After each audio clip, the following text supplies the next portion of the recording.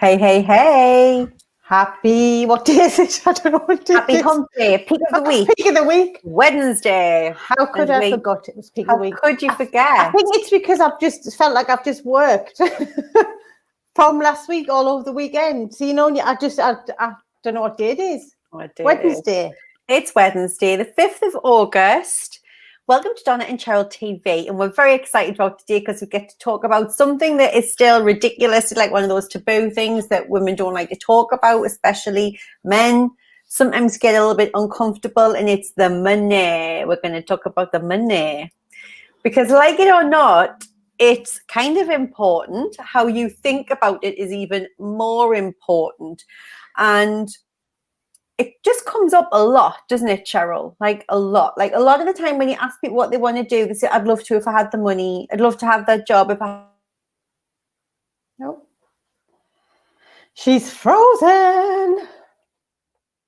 She looks like she's looking up to the sky, looking to the universe for answers. Is Donna frozen or is it me? Don't know whose internet it is. Whoever's watching, let us know. Say hello. I'd love to set my own business. Oh, she's back. She's back. Oh. Is Donna frozen or have I frozen? Tell us in the comments. Internet. Oh, well, this isn't very good, is it? Whoever's on, can you tell us in the comments what's happening? Can you hear me or Donna? Has Donna frozen or have I frozen? I'm not sure what's happening. Oh, Donna's right. Okay, we'll get rid. Oh, there she goes. She's Can back. you see me? Now I can. You've come on twice, so we'll put your other one down the bottom. That's mad because I could see you and hear everything.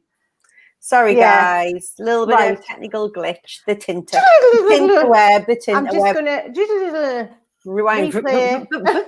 Reverse. Well, what I was saying before I was so rudely interrupted by the Tinterweb was that it's just like money. When we ask people what they want to do in life, money is more often than not the number one reason why they tell us they can't do it. So when we say, what would stop you setting up your own business? What's stopping you moving to that country if that's where you desire to live? What's stopped you leaving that job and going after the job that you really want? What's stopped you splitting up from your partner? A lot of the time people say, well, it's the money. I would if we had the money. Don't they, Cheryl? They do. And I want to know, when we say the word money and money over again, I want you to put in the comments, how does it make you feel? What feeling have you got in your tummy when we keep mentioning the word money, which we're going to do over and over and over? Like, how does it make you feel talking about money? Money. Cheryl Pronicle, it's in the web now. Just a second. 2 minutes. How does it make you feel? Because I did the same. So one of my limiting beliefs, when I was doing my NLP qualifications, I'd already decided I wanted to be a coach before I did my NLP qualifications, then I did 2 years of it over 3 years. And then even when I was on the NLP course, in the Master Practitioner course, I was talking all the time about setting my own business up. But there was just still this big fear. And when everyone was trying to work with us to get us over the fear, I just wasn't ready. This limiting belief of having to have 50 grand in the bank account. That's what I'd formed this belief, and I held it really strong. And it was just the massive blocker that was in the way. I couldn't do it because I didn't have a year's salary, basically, because that's what I earned at that time. I didn't have a year's salary in the bank, so I couldn't set the business up. That's what I'd convinced myself of it. It's crazy, isn't it? Even when you think like how unhappy I was in that first marriage. But I'd say in my head, the thing I would say to myself, because I didn't tell anybody outside of the marriage what was going on, well, I can't leave. Like, I wouldn't be able to afford the house, and I don't want to lose my house, and everyone will know that I've lost the house, and and it was all this. It was money, and it wasn't. It was actually, truth be known, it was all about admitting to failure, being scared of what would happen. Shame, exactly. It had actually nothing to do with the money. It's a red herring, isn't it? It's a red herring. Jo's saying she feels excited and scared at the same time. Yeah. And even when people come on and they say, I'd love to work with you, I'd love you to be my coach, but I haven't got the money. And I'll say, that's really interesting because we haven't told you how much it is yet. So It's like straight away people have these perceptions, and then we often, and I'll tell you right now, you can't call with us and say you can't afford it. I will ask you, if you could afford it, what would then be the thing stopping you? Because that's often the thing sitting under the money, the thing sitting behind it. We use money as the front man. We blame it for a lot of stuff, and we've got a lot of baggage around it. And I'm really excited actually, because tomorrow night in our Real You Online, we're doing a whole money mindset program, and then it's either I think it's 2 weeks time we're doing it with the Real You girls. We're going to be doing it with our private group coaching session all around money mindset, because it's such a biggie. Wendy's saying, I have to have single mum safety net because who else is riding to the rescue? Yeah, that's a belief. It's a belief formed, Wendy, being a single mum who worked very hard and got promoted and got promoted and got promoted so I could earn more money, because that was it. So that is a belief that you formed. I have to have a single mum safety net because who else is riding to the rescue?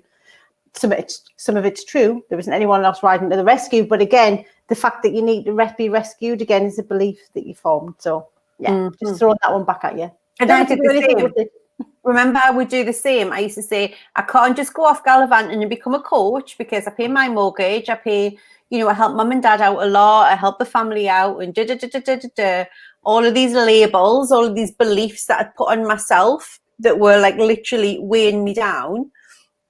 And it was all bullshit, to be fair. I've just booked with Bianca, which I feel I can't afford, but need to do it. Yeah. So this is we have this whole guilt, shame thing with money. So money is often very much a reflection. It holds a big mirror up on how you actually feel about yourself, on where your sense of self-worth is sitting. And it's very emotionally charged. We have a lot of very strong opinions about money, which I'm dying to bust through in the group tomorrow. If you're in the Real You Online, it's going to be a corker. Which you are, and so therefore it's because God, it's just so deep rooted, people, because it's just it's like conditioning that we've had. And even now, doing what I do and having worked on my worth and knowing that I want to be abundant, I want to be prosperous, I want to be wealthy, coming in monetary terms or in other terms of wealth in my life. And I'm okay saying that. And I'm unapologetic and I don't feel shame around it. But actually, if I had that conversation with my parent, my mum, she has a very different story going on from a working class, where should just be, have to work hard for it, and you shouldn't want like too much or expensive things, and then has that belief attached to what kind of person you are if you do want that. And it's very different from what I now believe to how she's believed it, from how she's brought up. So a lot of our beliefs that we're not even aware of because they're in our subconscious mind are just from being from a working class background or however you were brought up. We don't even realize that until we start to become conscious of it and we start to tackle through some of these things, which is holding you back because it is attached to your self-worth. It is holding you back. Money beliefs, limiting beliefs about money are holding you back for sure. So a really good way of doing that is saying, well, if I could have that thing and money wasn't the object and money wasn't the problem, what would then stop me? Yeah, and start going deeper into what it is. But either way, at some point, you've got to tackle your relationship with money and your relationship with yourself, because the money will always come up. Like if I say to you, dude, for the next 24 hours, I want you to log every single time money comes up, whether it's a thought, whether it's something on email, whether it's a message. And like, I guarantee you'll probably not get more than 4 hours, and then you'll be sick as a chip because you'll have done so many 5-bar gates on it. Like it's a constant thing. And for us, if you haven't got a good relationship with it, it's going to then be a constant reminder of that self-worth if your self-worth isn't exactly where it's supposed to be. And like with any block, you'll work to a certain level that you're comfortable with it, and then you'll get through that level. And then you'll find the next new level of discomfort, and you'll have to work to get through this one. So this isn't like I work on my money stuff and then it's done and then I don't look at it again. You are always going to be challenged in life to keep going through your next set of blockers and beliefs with your money story. Yes, it is constant, because as soon as you hit one ceiling, like I had it in my head for years and years and years, I'd never get to 80 grand as a salary. When I got there, I was like, oh, right. but I never get to 100 grand. So then you have to work hard in your mind, in your mindset, to believe you're worthy of that level of income. When you do that, you've then got to go for the next one. So you're always going through these different, and it's crazy, isn't it? Like, I'll think nothing about spending £2,000 or £3,000 on a gift for somebody of a holiday, or maybe mum went to the bathroom or whatever it is. But if I'll for like Cheryl laughs, like for 20 minutes or days, said I can't afford a mascara that's £20, because like it's for me.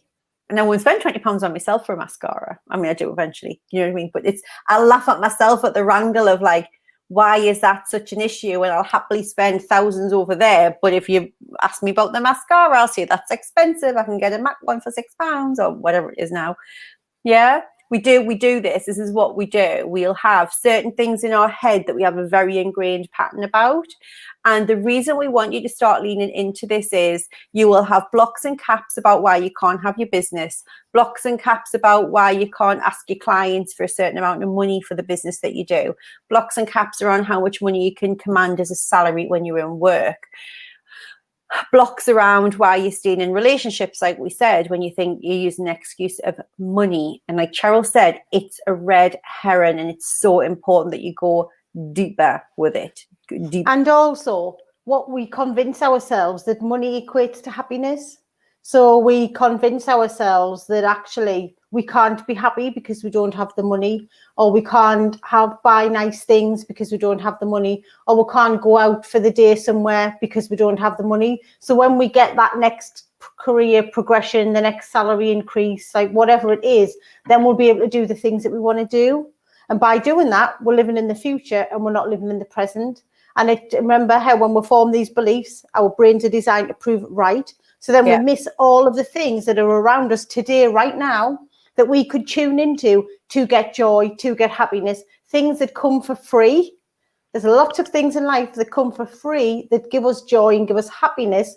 But when we attach ourselves to, when I do X, Y, and Z and get that money, then I'll be happy, then we're never going to be happy, because we're always going to be looking future forward, attached to something monetary. So it just stops us from sitting right now going, right, well, what is it that I can do right now that doesn't cost anything, that actually makes me feel really good? Because remember, when we're in a higher vibration, when we feel good, we're giving out that energy to the universe. This is what we're going to manifest back in. If we're sat here constantly saying, oh, well, when I get this, when I get the other, scarcity, lack, that's what we're giving out to the universe. That's what we're going to get more of back. So, like we said, this isn't about us saying to you, well, you should want to be a millionaire. Like, you know, that it's not about that. But what I want you to really tune into is, what is your personal relationship with money? Where are you using money as an excuse? And if you allowed yourself, which we are encouraging you to do, to stop using it as an excuse, actually, what would your other reason be for not going for that thing? And deal with that. Yeah. And just start to reframe your relationship with money and how you perceive money, like that it's a good thing and good can be done. And wouldn't it be fun if we had money in? Because people don't really want the money, they want the freedom that comes with it. Generally speaking, people don't want to be rich to stockpile millions of pounds in the bank. They want to travel, they want to look after their families, they want to pay off the mortgage. Like, they're much more exciting goals to have than just having, oh, I just want to have £1 million in the bank because I can. Like, that doesn't really motivate most people, but it's what you'll spend your time thinking about. Like, I haven't got enough money. You'll spend your time thinking about what you haven't got. And what we also do is we attach ourselves to the outcome of the money goal. So we want you to start to think about, and this is like an advanced spiritual work, but to practice non-attachment. So whether you get the thing or have the money for the thing, it doesn't make any difference to who you are, where you're at, what your purpose is in life. Like, whether you get that next client or you don't, whether you have that client money in the bank or you don't, or whatever it is about practicing that, whether you do or you don't have the money, the 50 grand, the 100 grand, the £0, how much ever much it is, that still doesn't impact who you are, your confidence, your worth, like who you are and what you're doing in life. Isn't having non-attachment to that with the money. But it takes work to get to that point. It's more advanced. Yeah. But for lunchtime today, tune in tune into what your money story is.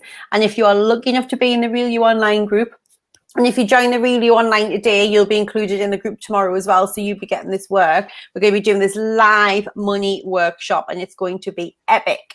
If you're not in that group and you still want to work on your self-worth and all the inner crazy you've got going on, make sure you are in the imposter syndrome masterclass, which is next Thursday. Only a week to go, people. Have you got the link? The link. So make sure that you are signed up for that. And please, please, please, I keep getting asked this every day. It's okay to share that link with whoever you want to. Share it with people. Like, we want people to come and be educated and to learn how to live a better life away from the crazy lady driving them insane. Yeah? So it's going to be so cool. The workshop is insane. The workshop is insane. We are going to blow the lid off some of your beliefs. So you love ready for that one, Soul Sisters, coming at you. Yes, yes, yes. Right. That's it for today. Yep. Gone, just like that. Tomorrow we are talking to you lifestyle. How you and we've got a guest. We've got a guest. And I might wash my hair for tomorrow, since we've got a guest, I'm thinking. That'd be lovely. Or I might turn it with dreads, because this is how my hair is actually growing into dreadlocks, because I haven't watched it for so long. Yeah. So yes, so we're going to have Chrissy, who is going to be joining us, talking about lifestyle, how she's created her lifestyle, and also her podcast is going to be launched after that tomorrow. So we're very excited. You've got to tune into our podcast and our story. Yeah, she's going to be so inspired. And Chrissy was one of the ladies who pitched to us to come on through Joe's group, through Joe Swan's group. So come and listen to the story. It blew our socks off, and I know it's going to blow the socks off you too. So have an amazing peak of the week, hump day, whatever it's working out for you, and we will see you here live and loud tomorrow at 12:30. See you then.